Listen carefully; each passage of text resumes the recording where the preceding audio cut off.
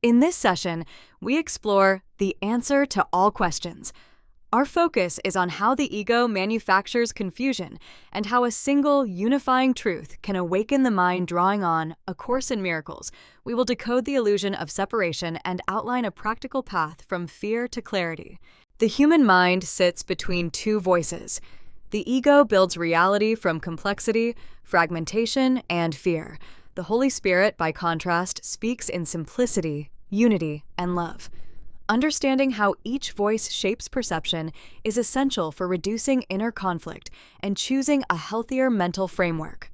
Here we see the ego's strangest claim, that the body is ultimate reality and the mind merely serves it. This inverts the true order, where mind is primary and the ego is only a false construct. Recognizing this inversion is the first step in questioning many stress-driven assumptions we take for granted.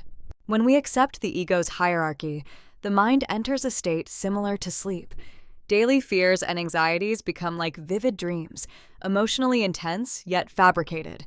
This model invites us to treat many of our worries not as facts, but as symbols generated by a sleeping mind that can be awakened. The ego sustains the dream through endless, fear-based questions. Am I safe? Am I worthy? What if I fail? These questions are not designed to reach truth. Their function is to keep attention locked on the problem, reinforcing confusion and preventing us from stepping back to see the larger picture. The Holy Spirit uses a different strategy. It does not debate each anxious question, because that would validate the illusion.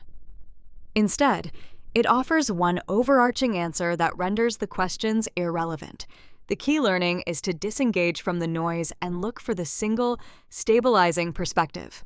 Pillar 1 is identity. You are a child of God. In practical terms, this means your core identity is not defined by your body, your role, or your performance. It is rooted in a stable, non-physical source. This reframing reduces the pressure to build worth through external achievements alone. Pillar 2 is value. You are a priceless part of His kingdom.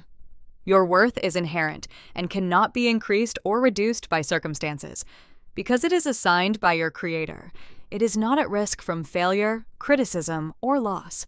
This perspective undercuts many ego-driven narratives of inadequacy. Pillar 3 is reality, which He created as part of Him. Nothing else exists, and only this is real. Here, the ego's world of fear and separation is reframed as fundamentally unreal. Unity, not division, is the baseline. This challenges us to treat conflict and scarcity as distortions, not final facts. This diagnostic contrasts two mindsets.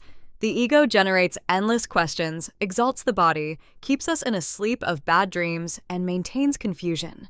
The Holy Spirit offers one unified answer, restores the mind's primacy, awakens us to truth, and brings clarity and peace. This table guides self-assessment. The call to awake is not punishment. It is a gentle invitation. When we deliberately choose to listen to the one answer instead of the ego's noise, a natural transition begins, from dreaming to waking, from fear to trust. This is a conscious shift in what we regard as authoritative in our own thinking. Here, we visualize the dissolution of the dream. The nightmare represents the dense structure of ego beliefs. The call introduces light, and the structure begins to break apart. In full awakening, the construct disappears entirely. The message: fear does not need managing. In true awareness, it simply ends. The paradigm shift follows 4 steps. First, observe the ego's complex, fear-based question. Second, pause and recognize that its premise is part of a dream. Third, substitute the Holy Spirit's one answer. Finally, allow the specific fear to dissolve. Practiced consistently, this cycle rewires perception. To apply this now, notice when your mind spins in anxious questioning. Refuse the premise, remembering these questions are designed to keep you asleep. Then consciously recall the answer.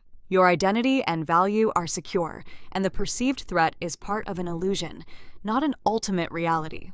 We close with the core assertion: nothing else exists, and only this is real. This summarizes the teaching that unity, not fear, is the underlying reality. As you reflect, Treat this not as abstract theory, but as a practical lens for evaluating every anxious thought you encounter going forward.